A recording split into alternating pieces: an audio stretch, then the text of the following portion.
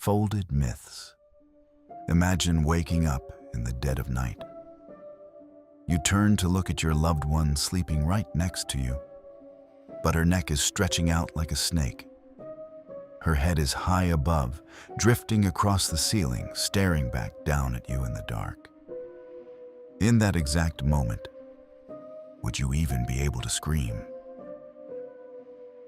It was a quiet, deep night during the Edo period. The room was wrapped in total silence when a husband suddenly woke up from a strange, chilly shiver. The futon next to him was still warm, but his wife's head was completely gone from her pillow.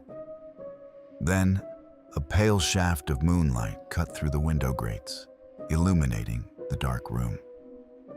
The husband froze, gasping for air. His wife's body was lying right there, but her neck had stretched out, long and thin. It was crawling across the dark ceiling like a hollow leather cord. Her head hovered in midair, swaying unnaturally as it scanned the room. It looked like an entirely different creature, one that had finally broken free from the prison of its own body. During the day, she was a devoted wife, smiling warmly while enduring endless chores and expected obedience. But now, high up on the ceiling, her blank eyes stared into the empty air, making a sickening, scraping sound. This bizarre sight was pure, blood-curdling terror. This is how the legend of the Rokurokubi always began, with a chilling, nocturnal flight that exposed the darkest, strangest side of the bustling Edo period.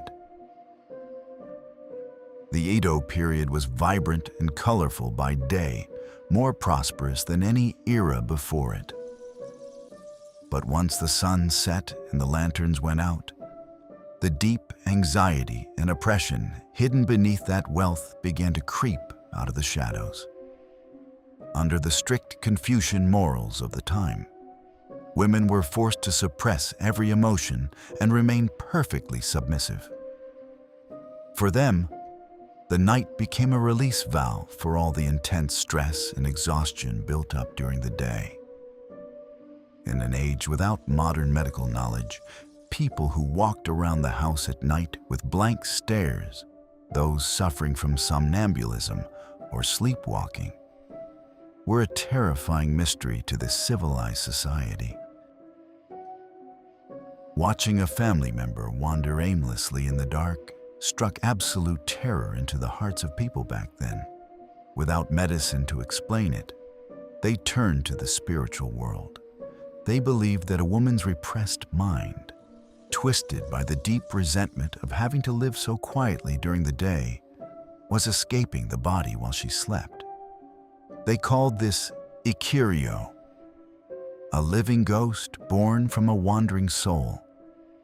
To the people of old, this desperate spirit escaping its physical shell to flee reality was shaped into a tragic, horrifying monster, the woman with the endless neck. Over time, the legend of the Rokurokubi evolved into an even more extreme form, the Nukekubi, where the head completely detaches from the body and flies away. Old accounts describe this in brutal, vivid detail. As the woman sleeps, a thin line peels away around her neck, revealing a faint crimson ring. Then, as if severed by a razor-sharp blade, her head lifts completely off her shoulders and soars into the empty air. What makes this visual separation so terrifying is where the head actually goes. It flies straight toward the single object of her daytime obsession. It drifts to the home of a forbidden lover she was never allowed to see, or hovers directly over the pillow of the master who oppressed her. All night long, it circles them in the dark, weeping tears of blood and breathing in their sighs. It breaks free from the heavy chains of reality, leaving the body behind just to quench the soul's starving thirst. It is a blood-red flight driven entirely by hatred and longing. The more she had to choke down her emotions during the day, the more twisted and violent her subconscious became once the night took over. But the most unsettling part of this legend is what happens the very next morning. After a long night of flying across town and pouring out its resentment, the head finally returns to the body. Yet, when the woman wakes up, she has absolutely no memory of what happened. She simply stretches, feeling stiff, and wonders, "Why do my neck and shoulders ache so much today?"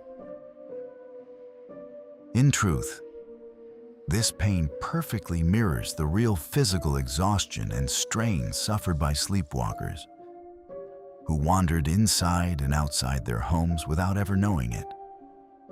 When you understand the context, this soreness isn't a monster's curse at all.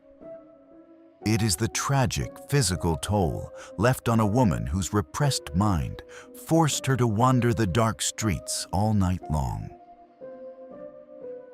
When the sun comes up, she goes right back to being an ordinary wife, cooking breakfast for her husband and going about her day.